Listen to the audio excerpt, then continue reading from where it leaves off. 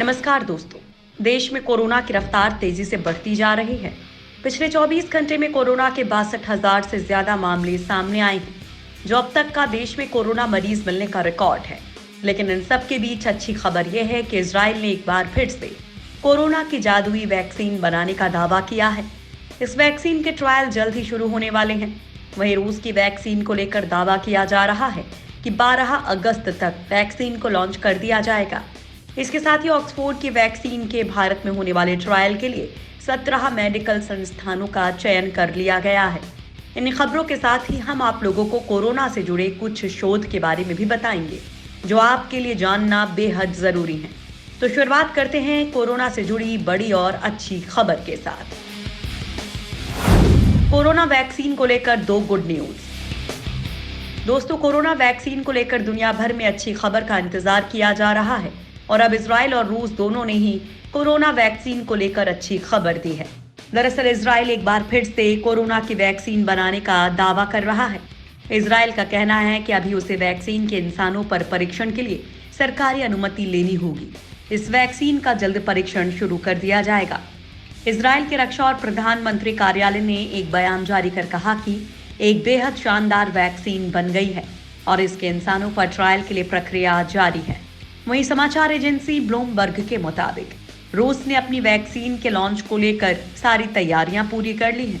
Report के मुताबिक पहले इसे रजिस्टर्ड किया जाएगा और फिर 3 से 7 दिनों के अंदर ये वैक्सीन लोगों के लिए बाजार में उपलब्ध होगी।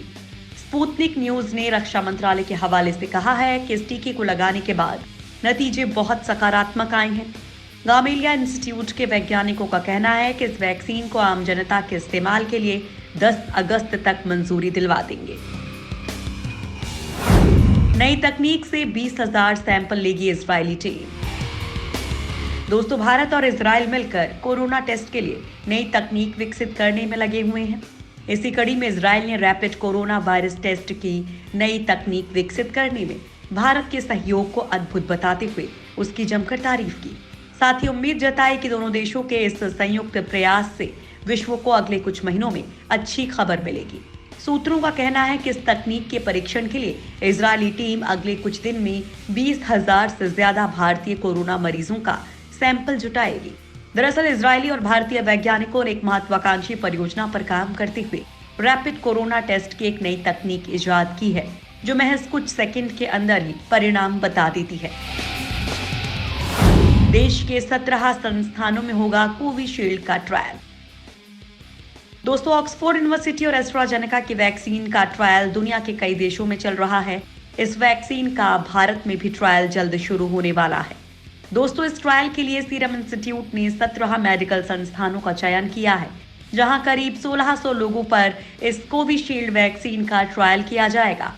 इन 17 संस्थानों में चंडीगढ़ का पीजीआई अस्पताल शामिल है। चंडीगढ़ पीजीआई में इस ट्रायल को लेकर तैयारियां तेजी से चल रही हैं। चंडीगढ़ में 18 साल से ऊपर के स्वस्थ लोगों पर इस वैक्सीन का ट्रायल किया जाएगा। इन वॉलंटियर्स की पहले सभी जांचें होंगी।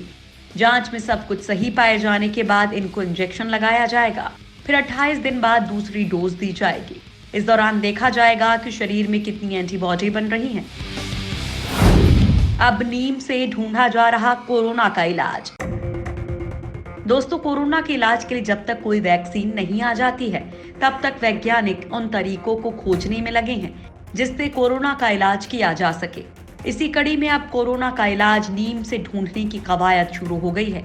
इसके लिए फरीदाबाद के ESI मेडिकल कॉलेज ने शोध शुरू कर दी है।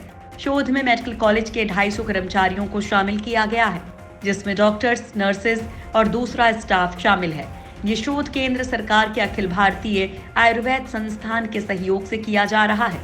शोध में शामिल कर्मचारियों को 26 दिन तक नीम की गोलियों की 56 खुराक दी जाएगी। इस दौरान कर्मचारियों के लगातार कोरोना सैंपल भी लिए जाएंगे। साथ ही उनके खून की जांच भी की जाएगी, ताकि उनकी रोग प्रतिरोधक क्षमता को देखा जा सके। दिल्ली में कोरोना रिकवरी रेट 90% के करीब। दोस्तों, कोरोना से जूझ रही दिल्ली की सेहत में लगातार सुधार हो रहा है। आलम यह है कि दिल्ली का कोरोना से रिकवरी का रेट 90% के करीब पहुंच गया है। अब दिल्ली में कुल 1,41,531 कोरोना केस हैं। हालांकि इनमें से केवल 10,348 ही एक्टिव केस हैं, जबकि 1,27,124 मरीज ठीक हो चुके हैं। दिल्ली में 30 जुलाई से 6 अगस्त के बीच कोरोना केस में मात्र 0.8% की दर से बढ़ोतरी दर्ज की गई है। यहाँ मरीजों का रिकवरी रेट 89.8% है। अच्छी बात यह है कि 2.9% मरीजों की ही मौत हुई है। साथ ही कुल कोरोना केस में महज 7.3% मरीज ऐसे हैं जिन्हें अभी इलाज की जरूरत है। दिल्ली में अब एक्टिव कोरोना केस के मामले में देश के 12 राज्यों से बेहतर स्थिति है। कोरोना मरीजों पर RLF-100 दवा का जादुई असर।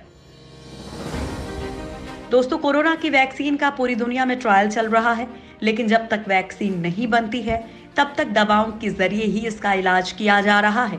दोस्तों, अमेरिका के ह्यूस्टन शहर में एक अस्पताल के डॉक्टर्स ने RLF-100 नाम की नई दवा का इस्तेमाल किया है। इससे गंभीर रूप से बीमार कोरोना के वो मरीज तेजी से स्वस्थ हुए जिन्हें सांस लेने में परेशानी हो रही थी। इस दवा को एविप्टाडिल नाम से भी जाना जाता है। FDA ने आपात स्थिति में इस्तेमाल के लिए इस दवा को मंजूरी दे दी है। ह्यूस्टन के एक अस्पताल ने इस दवा के इस्तेमाल से वेंटिलेटर वाले मरीजों को तेजी से स्वस्थ होने की जानकारी दी है। न्यूरोएक्स और रिलीफ थेराप्यूटिक्स ने मिलकर इस दवा को विकसित किया है। ये एविप्टाडिल इंसानी फेफड़ों की कोशिकाओं और मोनोसाइट्स में कोरोना वायरस की प्रतिकृति बनने से रोकता है। शराब छुड़ाने वाली दवा कोरोना के खिलाफ कारगर। दोस्तों, कोरोना वायरस की काट खोजने की कोशिश में इस समय दुनिया भर के वैज्ञानिक जुटे हुए हैं। इस कवायद में वैज्ञानिकों को एक और मौजूदा दवा में कोरोना से मुकाबले की संभावना दिखी है। दोस्तों, दावा किया जा रहा है कि शराब की लत छुड़ाने के काम में आने वाली दवाएं कोरोना के खिलाफ कारगर हो सकती हैं। रूसी national research university higher school of economics के शोधकर्ताओं के अनुसार इन संभावित दवाओं की मदद से कोरोना वायरस के संरचनात्मक तत्वों को साधा जा सकता है। मेंडलीव कम्युनिकेशन पत्रिका में छपे अध्ययन में शोधकर्ताओं ने बताया कि शराब की लत छुड़ाने के काम में आमतौर पर इस्तेमाल होने वाली डिजुलफिरम जैसी दवा 2 तरीके से कोरोना से मुकाबले में प्रभावी पाई गई है। इससे लक्षणों में कमी आने के साथ ही वायरस की गंभीरता को कम किया जा सकता है। आइवरमेक्टिन दवा को मिली यूपी सरकार की मंजूरी। दोस्तों, दिल्ली और मुंबई के बाद अब यूपी कोरोना का हॉट स्पॉट बनता जा रहा है। लोगों को कोरोना के संक्रमण से बचाने के लिए एक और दवा को यूपी सरकार ने मंजूरी दे दी है। दोस्तों, मंजूरी मिलने के बाद अब आइवरमेक्टिन दवा को कोरोना मरीजों पर इस्तेमाल किया जा सकेगा। आइवरमेक्टिन टैबलेट का इस्तेमाल हाइड्रोक्सीक्लोरोक्वाइन की जगह किया जाएगा।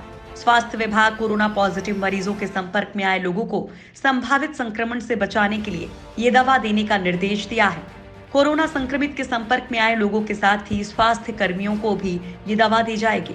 ये दवा व्यक्ति को पहले और 7वें दिन रात में खाने के 2 घंटे बाद और औसतन 12 मिलीग्राम दी जाएगी। हालांकि ये दवा गर्भवती महिलाओं तथा 2 साल से कम उम्र के बच्चों को नहीं दी जाएगी। प्याज और लहसुन से बढ़ेगी शरीर की इम्यूनिटी। दोस्तों, कोरोना से बचने का एकमात्र उपाय है शरीर की इम्यूनिटी को मजबूत करना। इसके लिए आप ऐसी चीजों को अपने खान पान में इस्तेमाल करें जो आपके शरीर को मजबूती दे सके। अब नए शोध के मुताबिक प्याज और लहसुन से आपके शरीर में वायरस से लड़ने की क्षमता बढ़ती है। प्याज और लहसुन में एंटी फंगल, एंटीवायरल और एंटीबैक्टीरियल गुण पाए जाते हैं। यानी इन दोनों को अगर सीमित मात्रा में और नियमित रूप से इस्तेमाल किया जाए तो ये शरीर में फंगस, वायरस और बैक्टीरिया से होने वाले किसी भी तरह के रोग को पनपने नहीं देते हैं। इसके अलावा मशरूम खाने से भी आपके शरीर में वायरस से लड़ने की क्षमता का विकास होगा। मशरूम विटामिन डी पाने का एक प्राकृतिक तरीका है। आप इस सब्जी के माध्यम से अपने शरीर में विटामिन डी की कमी को काफी हद तक पूरा कर सकते हैं।